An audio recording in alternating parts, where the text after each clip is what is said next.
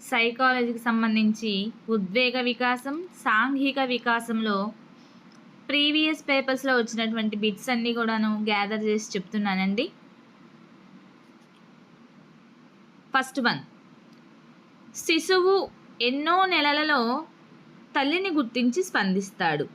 శిశువు ఎన్నో నెలలో తల్లిని గుర్తించి స్పందిస్తాడు.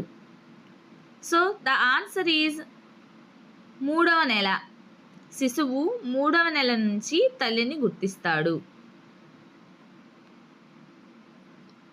నెక్స్ట్, ఏ వయస్సులో శిశువు పరిచితులైన వ్యక్తులను చూసి నవ్వడం, కొత్త వారిని చూసి భయపడడం, ఏడవడం చేస్తాడు? ఏ వయస్సులో శిశువు పరిచితులైన వ్యక్తులను చూసి నవ్వడం, కొత్త వారిని చూసి భయపడడం, ఏడవడం చేస్తాడు? సో ద ఆన్సర్ ఈజ్ 6-7 నెలల వయసులో శిశువు పరిచితుల్ని చూసి నవ్వడం, కొత్త వారిని చూసి భయపడడం, ఏడవడం చేస్తాడు. నెక్స్ట్, ఏకాంత క్రీడ కనిపించే దశ ఏది? ఏకాంత క్రీడ కనిపించే దశ ఏది? సో ద ఆన్సర్ ఈజ్ శైశవ దశ. ఏకాంత క్రీడ అనేది శైశవ దశలో కనిపించేటువంటి దశ. నెక్స్ట్, ఉద్వేగ అపరిపక్వ దశ ఏది? ఉద్వేగ అపరిపక్వ దశ ఏది? సో ద ఆన్సర్ ఈజ్ శైశవ దశ. శైశవ దశ ఉద్వేగ అపరిపక్వ దశ. నెక్స్ట్, సాంఘిక వికాసం మొదలయ్యే దశ ఏది? సాంఘిక వికాసం మొదలయ్యే దశ ఏది? సో ద ఆన్సర్ ఈజ్ పూర్వ బాల్య దశ. పూర్వ బాల్య దశ. సాంఘిక వికాసం మొదలయ్యే దశనే పూర్వ బాల్య దశగా చెప్పుకుంటాం అన్నమాట. నెక్స్ట్, పిల్లలు ఇతర పిల్లలు ఆడే ఆట కాకపోయినా దాన్ని పోలిన ఆటను ఆడడం. పిల్లలు ఇతర పిల్లలు ఆడే ఆట కాకపోయినా దాన్ని పోలిన ఆటను ఆడడం. సో ద ఆన్సర్ ఈజ్ సంసర్గ క్రీడ అంటాం. పిల్లలు ఇతర పిల్లలు ఆడే ఆటలు కాకపోయినప్పటికీ దాన్ని పోలిన ఆటనే ఆడడాన్ని సంసర్గ క్రీడ అంటామన్నమాట. నెక్స్ట్, వీడియో గేమ్స్ ఏ రకమైన కృత్యానికి ఉదాహరణ? వీడియో గేమ్స్ ఏ రకమైన కృత్యానికి ఉదాహరణ? సో ద ఆన్సర్ ఈజ్ సమాంతర క్రీడ. సమాంతర క్రీడ. వీడియో గేమ్స్ సమాంతర క్రీడా కృత్యానికి ఉదాహరణగా చెప్పుకోవచ్చు. నెక్స్ట్, నాయకత్వ లక్షణాలు ప్రారంభమయ్యే దశ. నాయకత్వ లక్షణాలు ప్రారంభమయ్యే దశ. సో ద ఆన్సర్ ఈజ్ పూర్వ బాల్య దశ. నాయకత్వ లక్షణాలు ప్రారంభమయ్యే దశని పూర్వ బాల్య దశగా చెప్పుకుంటాం. నెక్స్ట్, బలమైన ఉద్వేగ నియంత్రణ ఉండే దశ. బలమైన ఉద్వేగ నియంత్రణ ఉండే దశ. సో ద ఆన్సర్ ఈజ్ ఉత్తర బాల్య దశ. బలమైన ఉద్వేగ నియంత్రణ ఉండే దశనే ఉత్తర బాల్య దశగా చెప్పుకుంటాం. నెక్స్ట్, వ్యక్తి పూజ కనిపించేటువంటి దశ ఏది? వ్యక్తి పూజ కనిపించేటువంటి దశ ఏది? సో ద ఆన్సర్ ఈజ్ కౌమార దశని వ్యక్తి పూజ కనిపించే దశగా చెప్పుకోవచ్చు. కౌమార దశ. నెక్స్ట్, సాంఘిక కార్యక్రమాలలో చురుగ్గా పాల్గొనే దశ ఏది? సాంఘిక కార్యక్రమాలలో చురుగ్గా పాల్గొనే దశ ఏది? సో ద ఆన్సర్ ఈజ్ కౌమార దశ. కౌమార దశలో సాంఘిక కార్యక్రమాల్లో పిల్లలు చురుగ్గా పాల్గొంటారనమాట. నెక్స్ట్, ఉద్వేగపరంగా నెమ్మదిగా ఉండే దశ ఏది? ఉద్వేగపరంగా నెమ్మదిగా ఉండే దశ ఏది? సో ద ఆన్సర్ ఈజ్ ఉత్తర బాల్య దశ. ఉద్వేగపరంగా నెమ్మదిగా ఉండే దశ ఉత్తర బాల్య దశ.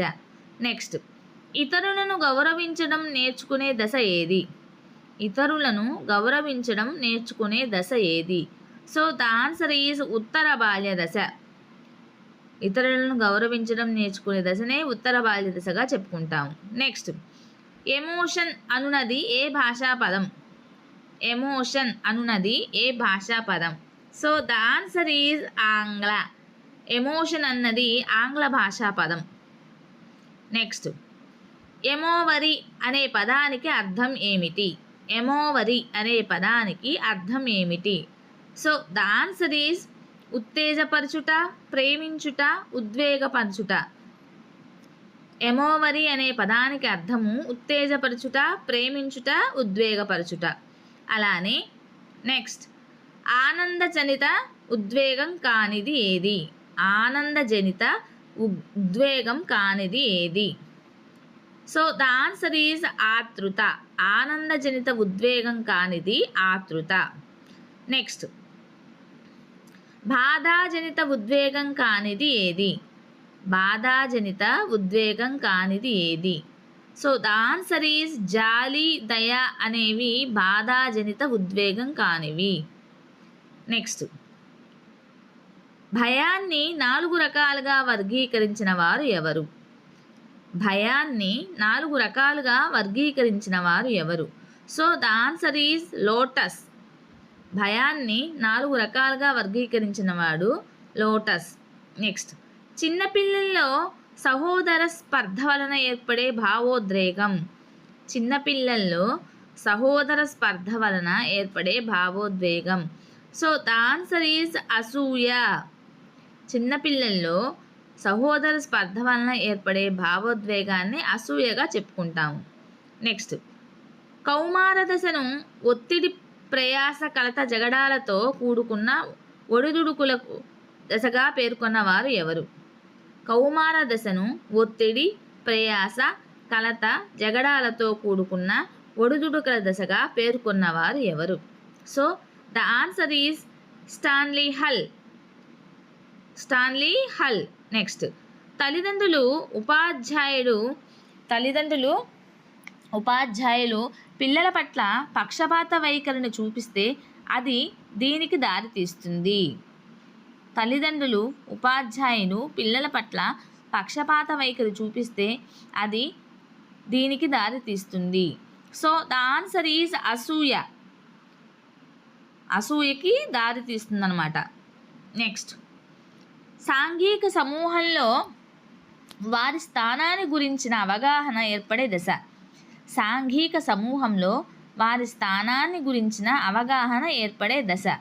సో ద ఆన్సర్ ఈజ్ ఉత్తర బాల్య దశ. సాంఘిక సమూహంలో వారి స్థానాన్ని గురించిన అవగాహన ఏర్పడే దశని ఉత్తర బాల్య దశగా చెప్పుకుంటాము.